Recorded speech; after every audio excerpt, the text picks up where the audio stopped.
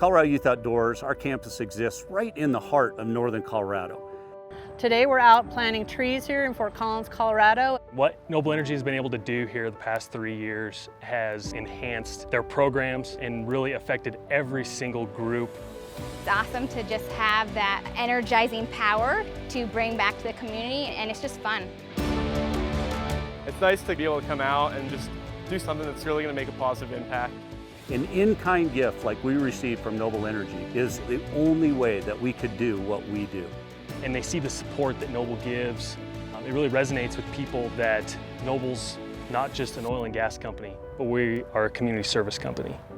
There's a word that we like to associate with relationships, and that's being a neighbor.